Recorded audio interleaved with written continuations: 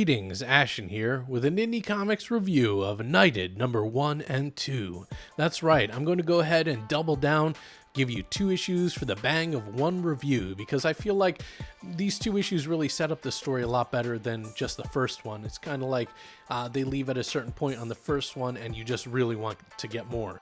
This story I'm going to be going over very lightly. I'm only going to be giving you about 10 pages of content out of the 50 pages that are between the 2 issues. And if you want no spoilers, because I am going to have to spoil some stuff in this review, then don't even think about it. You have my recommendation. Go ahead and pick up this book. So the story starts here with Bob. He's proposing to his girlfriend. Yes, he's deeply in love with her, but she says no. She does like Bob, but the thing is, she feels like he's just too much of a normal everyman, like he's not even trying. She thinks that there's a better Bob inside of him who could really come out and flourish. And when he is that man, she will consider marrying him.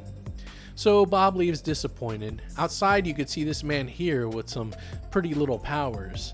Now there was an event that happened a number of years ago where billions of people died, but a few people survived what is called the Great Death. And the people that survived this event came back with certain powers. And he's just sort of showing it off at a street corner trying to earn a few bucks. But right here we have the Grinders, who have an issue with this man. He's one of the 5% and they have to be stopped. They're not human anymore. And these people who have enhanced their bodies with mechanical appendages and stuff, well, they're not having any of it. They need to go. No more 5%. However, this isn't Bob's issue. So Bob walks away. He doesn't really want to get involved in this tussle. And what do we have here? There's a rope tied to a gas line, and there's a fire right there. If that goes and breaks, it's going to create a huge explosion that kills everyone in the building and those hobos and everyone. So, for once, Bob, without thinking, snaps into action. He undoes the rope, saves the line, and oh my goodness, the Knight, our local superhero, Mr. Knight, he's dead. Bob released the rope that was holding him up, and now his neck is broken. So Bob is mourning all of this while Mr. Knight was actually just using that line to peep in at women who were undressing. Go buy the comic if you want to see that part. And zoom! The Knightmobile shows up and grabs both of them up, carrying them away to the Knight's secret lair. Isn't that pretty cool? Like the art there, excellent. So Bob gets out and tells the butler that, oh my goodness, man, I think I accidentally killed the Knight. But much to his surprise, the butler, whose name is Ash, by the way, he's actually delighted about it. This person who was the Knight was a real asshole, just full of himself, and he's so happy that now Bob is going to be the new Knight. Yes, that's right. Here you can see Bob suited up. So Ash basically tells Bob that, well, I'm actually the brains behind the operation, and almost anybody can be the Knight.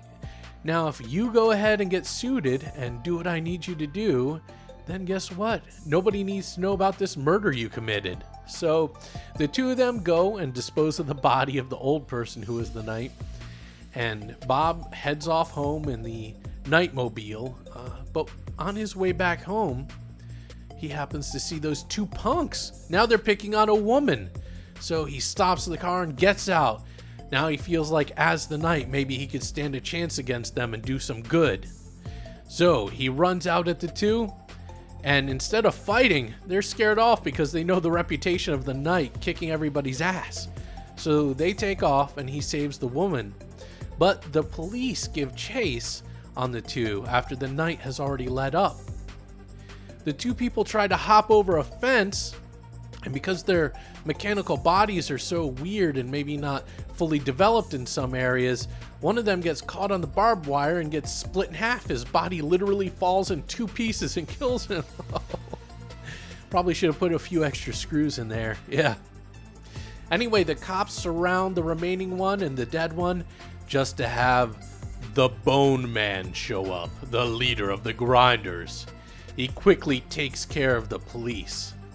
And then he goes on national television, recording the fact that he's killing some of the 5%, one after another, killing them until the Knight shows himself and they can have a showdown. All right, so that is pretty much where the story leaves off. There is more to it. There's a lot more to this story in general. So definitely just go pick this up if you want to see more details about these characters' lives and everything. There's just so much more, and I love it. I highly recommend this story. It is a dark comedy. It's not fully serious all the way through, so there's a bit of a wink at the camera throughout this book. And it's sort of like has that Millar flair, you know, that dark humor when it comes to superheroes and stuff. So if you enjoy that type of thing, I think you'll really love this. And of course, you have this amazing Mark Texiera art. This guy hasn't lost a step in all these years. So go ahead and support this book. I really hope that I have introduced you to something new that you might be interested in. Thank you for watching, and I hope you all have a great day. Yes.